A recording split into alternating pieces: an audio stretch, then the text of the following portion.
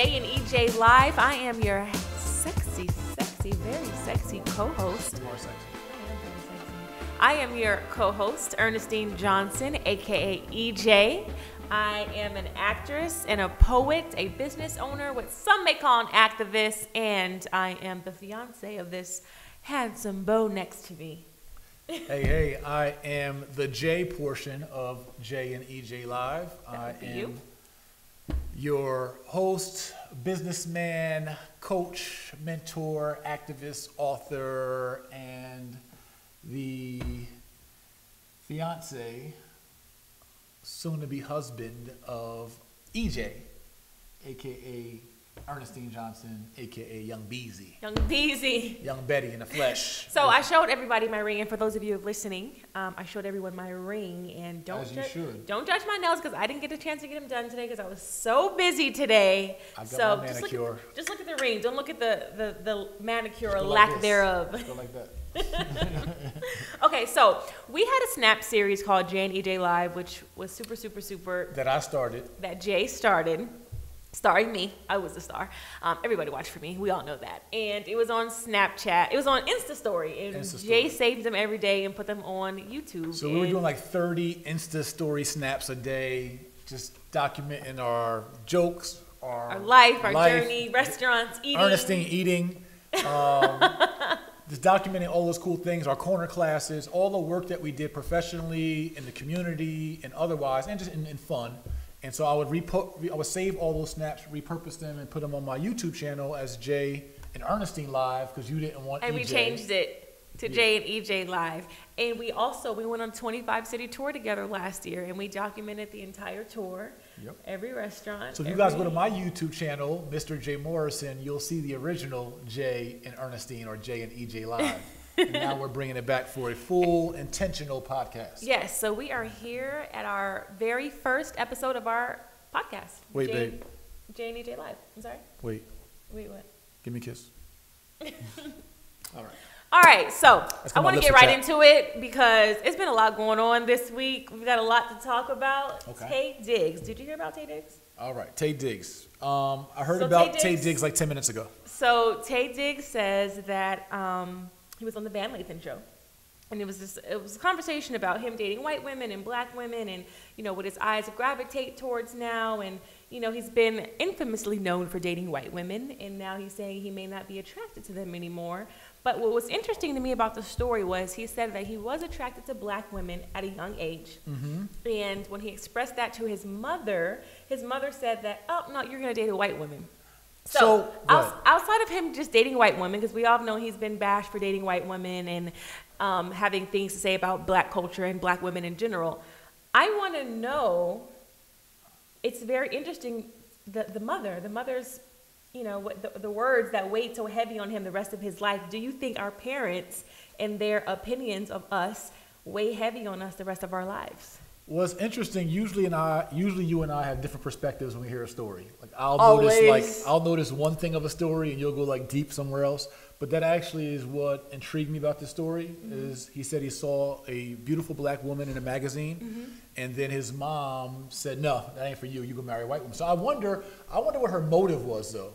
Was it saying, "Hey, I see you, son, and you look like a white woman dater," or was it, I want my son to date a white woman? That was my question. Like, is it like, okay, you're just like the white girl type, or nah, I don't want you dating black. We can go over here to the white side and put a little cream in our coffee over here. So that is a very interesting conversation. Taye Diggs' mom, can you, anybody know Taye Diggs' mom? Tell her to join our live, please. I like to know. Right, we want answers. Jay and EJ want answers. We want to know, and we want to know what you guys think about your parents. But to your question, yes, I do think that the values or opinions that our parents instill in us or put on us, I think they do have some impact. Sometimes we go with the flow. Sometimes it's the reverse effect. Sometimes your parents will try to instill a value. And you want to go all the way opposite. Yeah, and then sometimes they'll do something and you just embrace it because it's just like what you know.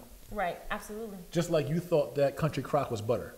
I did. So, funny story, my entire life my mom bought I can't even say it, country crock butter. So I thought. Not butter.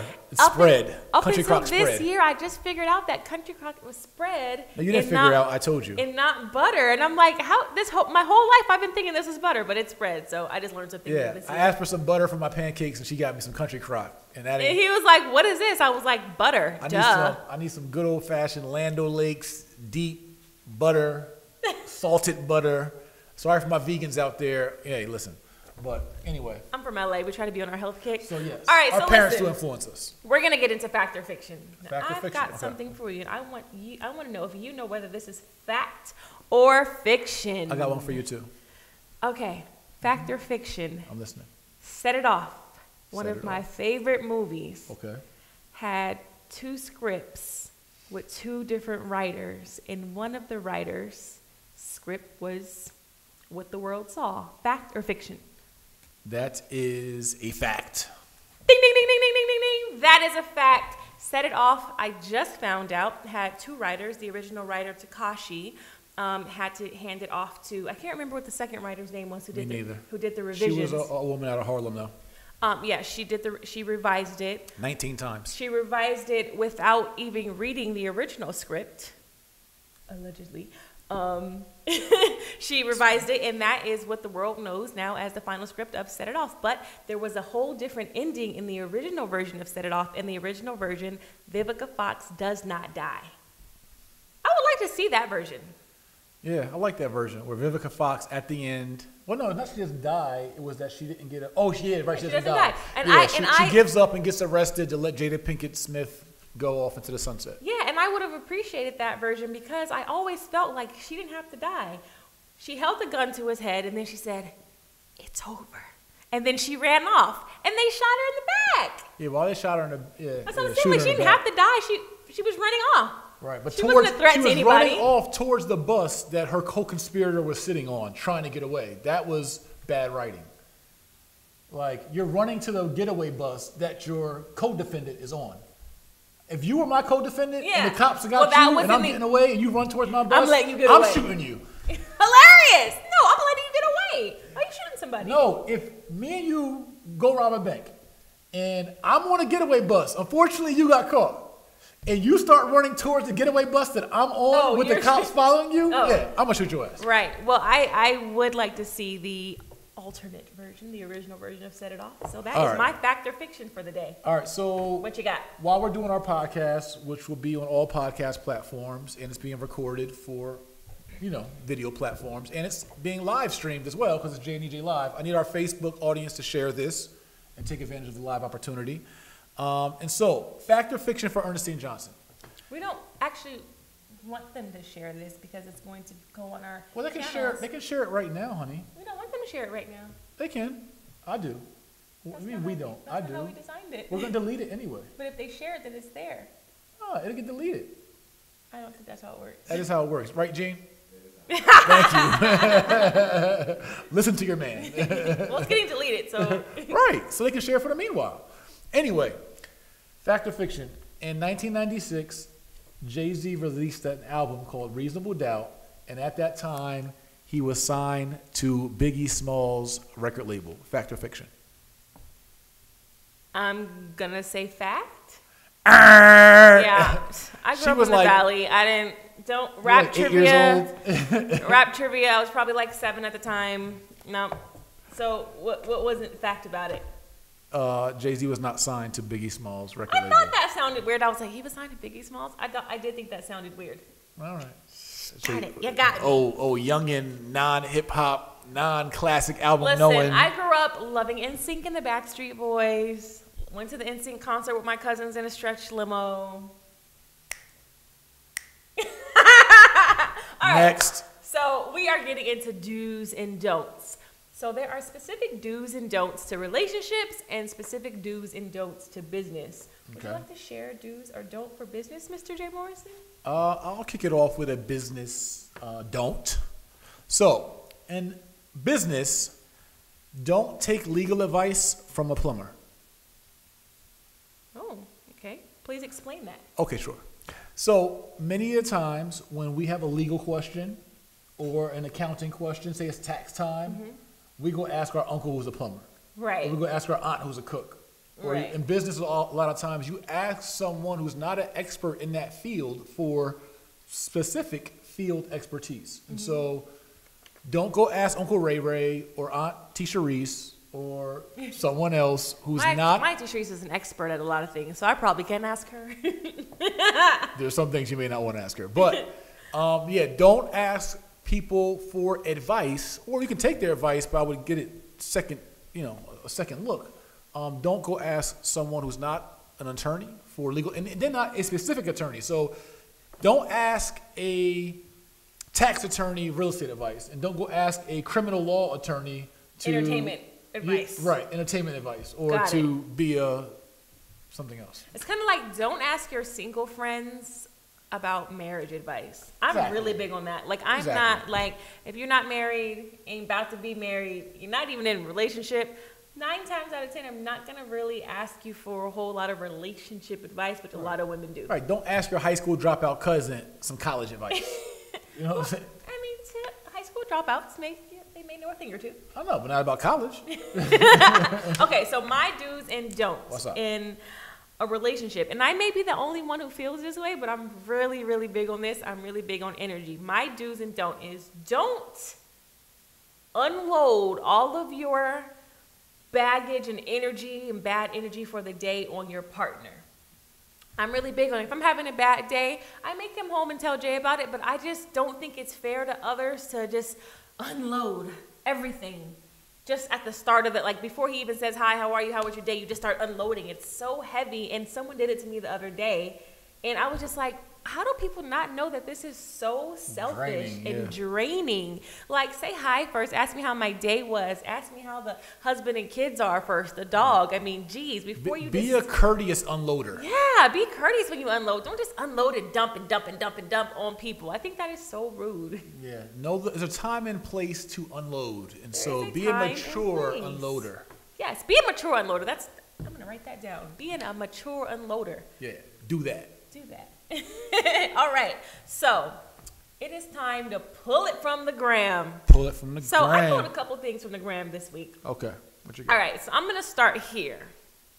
Amandla Stenberg. She's an actress and an activist. If you don't know her, look her up, Google her. I had to Google her. She says, I gave up on Black Panther role because I'm light-skinned. Interesting. Very interesting, and my mind went flying when I read this. I want to tell you my take first. Go for it. So when I read it, I'm like, okay, you gave up the role because you're light-skinned. I'm like, okay, well, I want to read the whole context. What role? I don't know. Okay. I want to read the whole context before I just make a strong opinion. So I read the article, and basically she was like, there's all these dark-skinned actors in this film, and I just don't think it's right. All these dark-skinned actors portraying these Africans, and I'm light-skinned, and I guess she said it didn't feel right or something to that extent. And my first thing, I'm thinking, like, so are there no light-skinned Africans in Africa? We all come from many shades and hues. Right. She just thought she had to be black as that backdrop. And I love the fact that there are darker tone actors in Black Panther, but I, as an actress, probably wouldn't have said, I'm not going to do this role because it's Africans and everyone in here is dark-skinned and I'm light-skinned.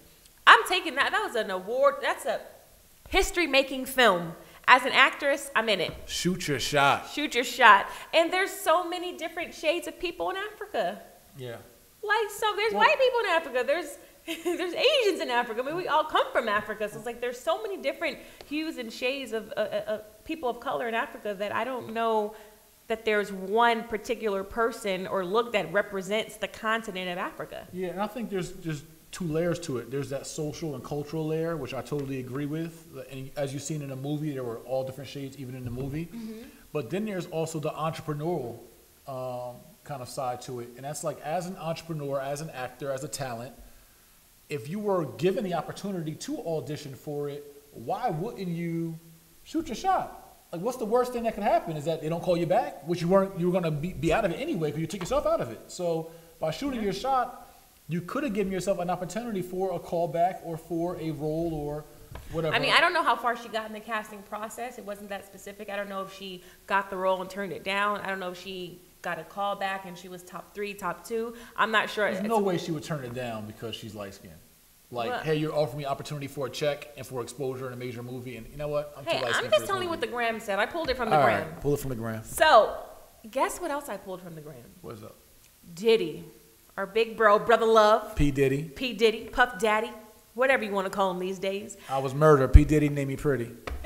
So, Diddy was on the Shade Room. I saw he posted a video that said, with love, he said it with love. It wasn't malicious. He says that he feels like there's so many rappers that there may be too many, which I may agree, may or may not. And then he also said that he doesn't want it to be mass produced, and he doesn't want all these new rappers and all these new artists to dilute the culture, which is a very good point. And he also said that artists have to be special. Mm-hmm. What are your thoughts? Well, my take is this. I agree in the mass-produced comment part of it, where I know we're a little more mature and older now, but we still have our ear to the streets. But nowadays, with the ease of buying mics and studios and social media, everybody's a rapper, everybody has a platform, and that's okay.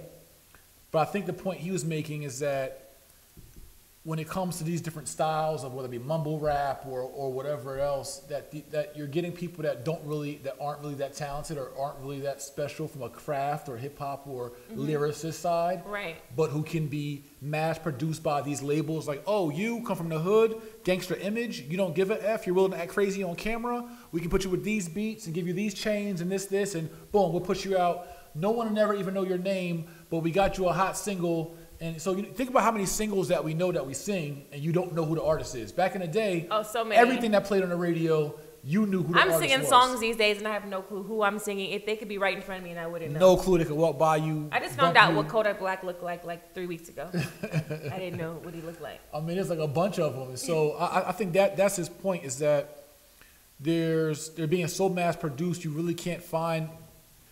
They're not as special as it used to be. It's not as exclusive as it used to be because it's so Well, little. I will counteract that and say, although I do agree with parts of Diddy's commentary, I will say that as an artist and as a working artist, do I sometimes sit as an actress and say, oh my God, everybody wants to be an actress, there's so many? Sometimes I do.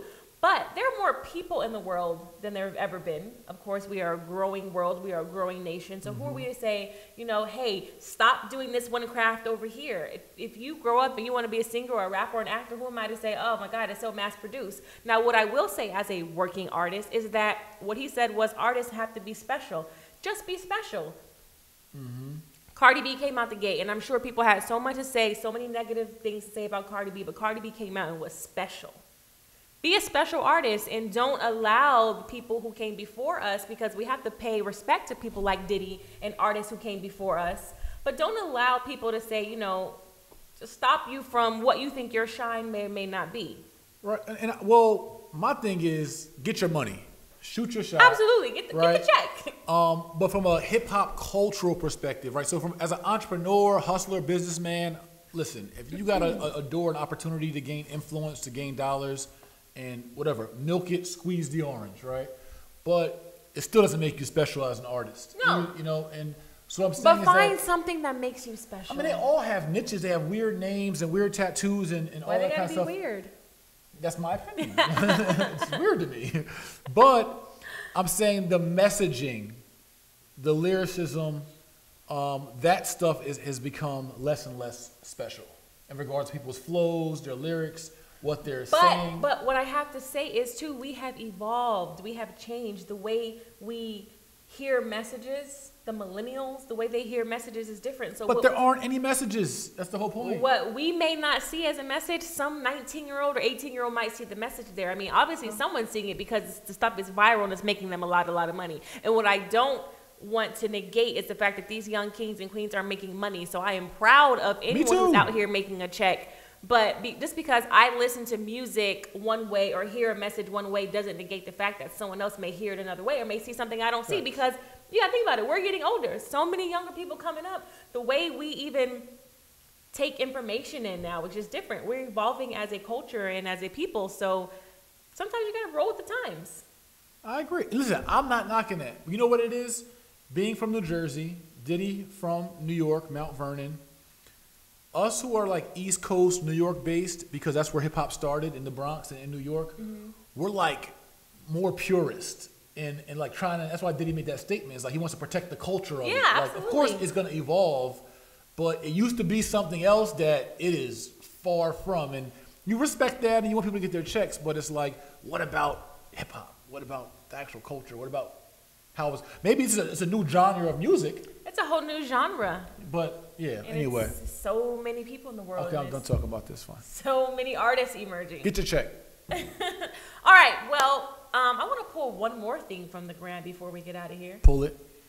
Many of you may know us as the couple who protested or demonstrated against Houston's restaurant chain and took a stand against the Houston's restaurant chain. Yep, that went viral, was everywhere, standing up against discrimination. Yes, so we demonstrated several days outside of Houston's, both locations here in Atlanta, along with my good friend T.I. and Miss Deb and a bunch of Yandy Smith and others. Yep. A bunch of other influential people who came to support and stand with us. This was in late October of 2017, right? The Houston's restaurant protest. So many of you have been asking, what's been going on with Houston's? What's been going on with Houston's? We all collectively have had several talks with Houston's back and forth with their executive members and their executive team, and we've been going back and forth for months in communication with them, so we can now finally say it didn't fall off. It wasn't a flash in the pan. We've actually been doing work behind the scenes, and now we can say that the demonstration's over. The demonstration's over. The boycott is over. Has been lifted. We had some really, really productive conversations with them, and they actually have, changed their dress code. There has been policy change. There has been an apology stated. So as we're pulling it from the gram, if you guys go to the Houston's Lennox restaurant Instagram page. I think they posted on the Hillstones. Hillstones? Yeah, one of them. We'll post it for you guys. Yeah, one of those. But anyway, they posted a statement, and we're going to be doing this is just right now for our JDJ Live. We're going to be doing an actual full statement for you guys on everything that took place and the progress that we made through the demonstration with the help of not just our celebrity friends, but also you all, the general public, our constituents, our supporters, who stood with us nationally in demonstration and boycott of this franchise.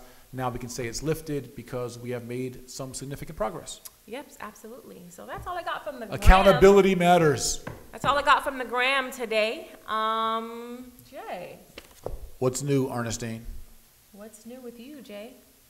Well, what's new with me? I want to go what's new with you first. No, I asked you first. I said what's new, Ernestine. I looked at you first. So? What's new with you, Jay Morrison? All right, what's new with me? Okay, so really excited, guys. If you didn't know, the Tulsa Real Estate Fund has been qualified by the SEC as a Regulation A Tier 2 crowd fund, meaning that we now own our own $50 million crowd fund to invest back into our communities together. So really excited about that. Been working on it for a couple years now, and thanks for everybody who have supported. You guys can open your free Tulsa Real Estate Fund investor accounts at Tulsa, Tulsa, realestatefund.com. And this is a fund where you can invest as little as $500, but own major legacy assets like hotels, hospitals, community centers, roads, land, etc. So really excited about all the projects to come. And always looking for talent within our organization. So if you are talented, make sure you hit us up as well. We're always hiring. All right. That's really, really exciting news. Yeah. Now, what's new with you, EJ? Well, there's plenty of new things with me, but my most proudest new thing that I'm so excited to share with everyone is that I have officially become an author. I have authored my first book. It's called Virally Speaking. There, we got it right here. Pocket poetry book. My pocket poetry book, Virally Speaking. It is a collection of all my most viral poems, my most powerful work, all right here in this pocket poetry-sized 4x6 booklet, which you can order on my website. Look at you. Which you can order on my website, ErnestineJohnson.com, or my Instagram, Ernestine.Johnson. Click the link in my bio. And yeah, I'm just going to read out of a random page. Let's see. I'm just going to close my eyes. Read a few lines. Dear black man, my heart bleeds for you. My heart bleeds for the little black boys who never got the chance to become men. When you were a little boy, you weren't always taught to love because you were always forced to work. Couldn't fathom the idea of receiving love because before you hit puberty, Your heart and heads were already filled up with so much hurt. Dear black man, my heart bleeds for you. Yeah. Nice. You see, I just picked that out of the blue. That is my viral poem, Dear Black Man, that I think reached over 3 million views on the internet. But yeah, so that's what's new with me. And congratulations on Tulsa. I'm also a partner in Tulsa. So it's yes, really she's exciting. my partner in real life and my partner in business. Absolutely. Yeah. Well, thank We're you guys excited for hanging out with us today. This was the first episode of Jay and EJ Live. Bye. Oh, no, wait. Quotes. Oh. Quotes. Are we still live? Oh, I forgot. Yep. All right. Okay. Well, we got to end it with a quote. Let's end it with a quote. Your All quote right, first. so you go my first. quote is from the queen herself, Nina Holiday, who was also a Pisces. I throw that out there. Listen, I have to hear the word Pisces almost every day. I've never Because heard. we're just great people. We're just But you brilliant. don't have to mention in everything. Yeah, He's a we Pisces. do. She's a Pisces. Oh, her Pisces ass. Oh, this Pisces. Oh, I'm such a Pisces. I'm such a Pisces. Like yeah, because we're just everything brilliant. about revolving We're around being a brilliant Pisces. people. We're brilliant. Scorpio, stand up. All right, so Nina Simone says art should reflect the time, and in lieu of Diddy's commentary, art should reflect the time, and that time may be a time that we just weren't brought up in. It could be. We could be those old people talking about why you listening to that music. Yeah, And mumbo jumbo. So art should reflect the time by Nina Simone. all right, and so as we come to a real wrap, I'm going to hit you guys with my quote. This quote is from a great inventor. He also stole some inventions as well, but that's another story. Thomas Edison, who said, "I have not failed. I've just found 10,000 ways that won't work." Right? Nice. And so I like that. So he said, "I have not failed. I just found 10,000 ways that won't work." And so that's for us who are trying and pursuing our dreams as entrepreneurs and artists, etc. When you get a door slammed in your face or you stall or fall, don't look at it as failure. Just look at it as like you found a new way that won't work, which gets you closer to the way that will. Yep. All right, so now we can officially wrap up. Jay and EJ Live.